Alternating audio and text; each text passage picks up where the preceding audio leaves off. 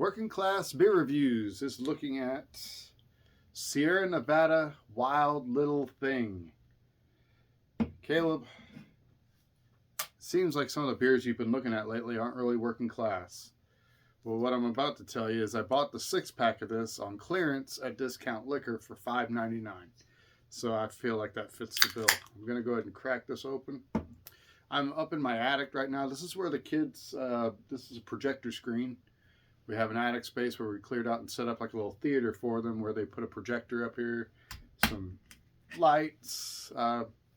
If I was to take the camera off the tripod, you'd be able to see the setup. It's actually pretty neat. I've never had anything like this before.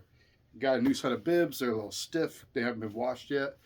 So I don't have, this is a slightly sour ale.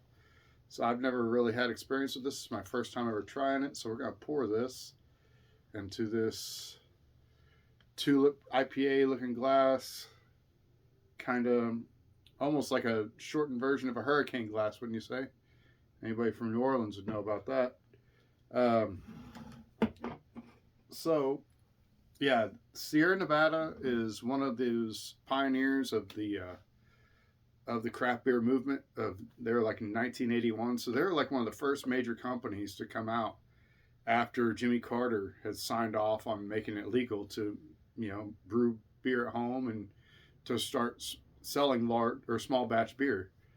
That was in late 70s, 77, 79, somewhere in there. And 81, I think, is when Sierra Nevada had started up. So this is actually from the Sierra Nevada website for Wild Little Thing Slightly Sour Ale.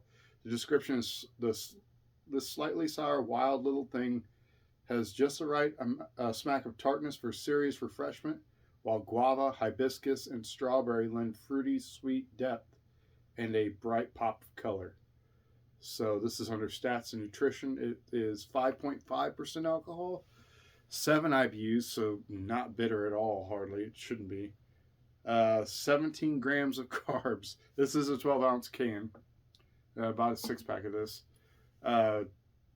So 16 grams of carb per serving, 180 calories. So, man, it's not light. 1.6 grams of protein. The malts are oats, 2-row pale, and wheat. So it's going to be your kind of more dense malts. Oats and wheat are usually what go in your stouts and something like that.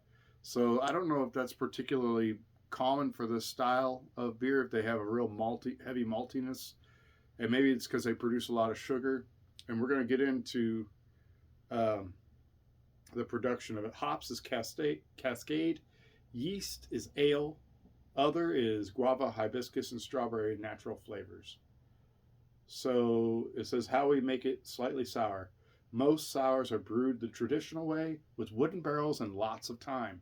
But Wild Little Thing is made using a technique called accelerated kettle souring. First, we make wort, which is unfermented beer, without any hops.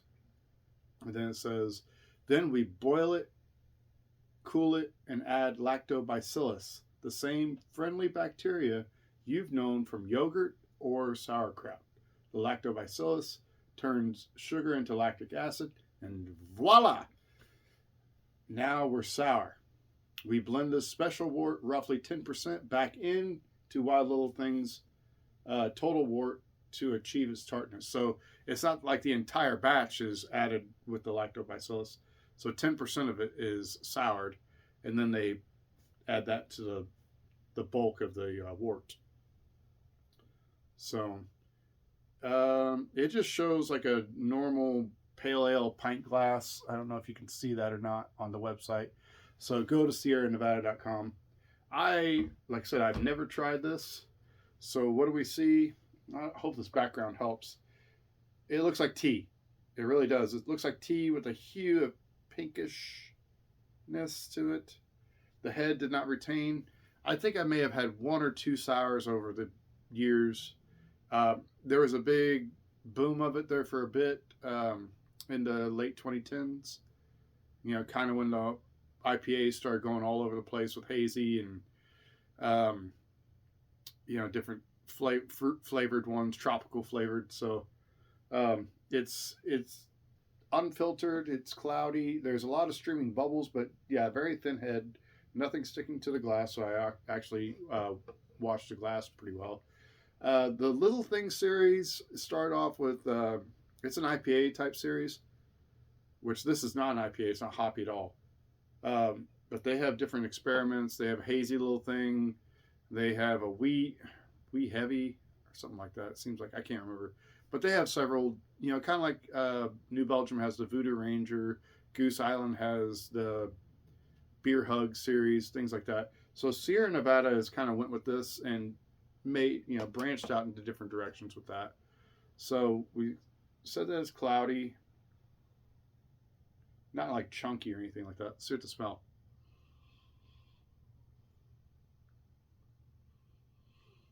I smell a little bit of fruitiness, but it doesn't have a very strong aroma. So I don't know. Maybe just in my area, sours are just not very popular, and that's why this ended up on discontinued rack. Hang on.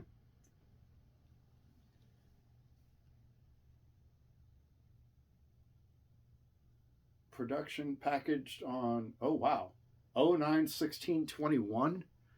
2020. This thing's over 2 years old. Okay, well, maybe that's why. So it's past date. So I don't know how this affects the flavor or anything like that. So if I end up not liking it, it may not be Sierra Nevada's fault. It's just the fact that it's out of date. Very much out of date.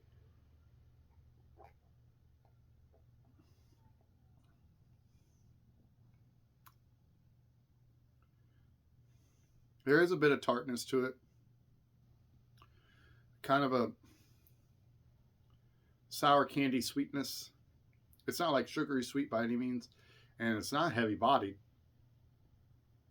Hmm.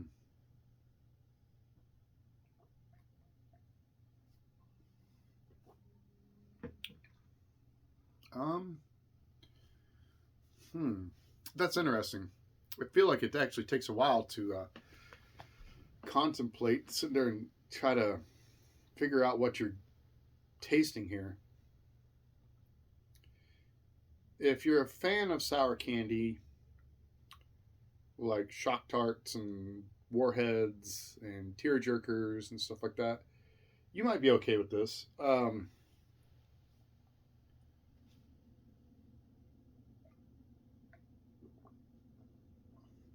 So I don't know if this is made the traditional sour way, because I always thought sour beers were kind of like those open vat, and it's kind of like making a sourdough bread. You just get wild strains of yeast from the air. I don't know how they control that, but I would think that would be like one of the original ways of fermenting. It was just by accident that they, heated up some ingredients, and as it cooled, it sat out for a bit, and it kind of got inoculated by wild strains of yeast. But this one, they did the lactobacillus, which, like it says, like yogurt and sauerkraut, kimchi. So, excuse me. Wow, it does have some carbonation still, so it didn't lose that. Um, yeah, kimchi, sauerkraut, yogurt, anything that uses like salt to draw the water out of something, and that's how you would get the lactobacillus to start fermenting. If you watch, especially during the pandemic, you would watch the Bon Appetit videos on YouTube with Brad Leone. It's Alive. He did a lot of fermenting. Fermenting is supposed to be really good for you. I don't know if this has the health benefits of vegetable fermentation or fruit fermentation or anything like that. But if it does, that'd be kind of cool. It might be worth trying. So yeah, you do smell those, like the hibiscus, like the tea type quality, not like black tea, but like herbal tea.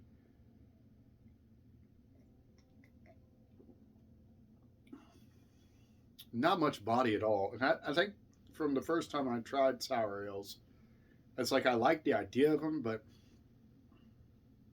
personally, me being a normal, typical lager and ale drinker, um, it lacks that kind of body and the substance to it. It's pretty thin, and it doesn't stay with you. And I'm not saying that as a negative. I'm saying in comparison to other styles. So if you're a sour ale style, this may be right up your alley.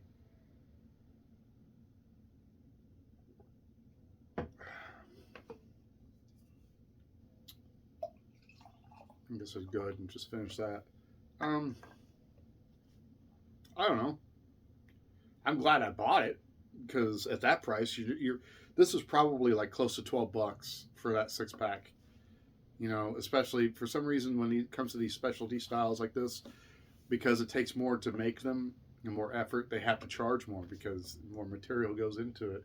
And it's funny that it has like oats and wheat. Normally, that's like stuff when you get like your stouts and things like that. That's what helps it have body and creates a higher sugar content. But it must have needed that in order for that lactobacillus to kind of latch onto it and to do have its effect on it. If any of you guys have any experience with sour ales, let me know in the comments if that's something you enjoy. I feel like it's, well, I guess it was a fad. It has its place, and there may be certain instances where it lends itself. I don't know, certain meals, or maybe it's good to not have when you're kind of keeping things light. If you're not eating real heavy meals, but you'd like to have a drink, so this may have a little more because it's higher in carbs and calories. It gives you a little bump of substance, and you don't feel like it's like weighing because it doesn't weigh heavy on you. I will say that. So it's not like some heavier beers. It's a 5.5. So that's because I've seen some sours in like the 3 and 4% range. So you know, it's got that.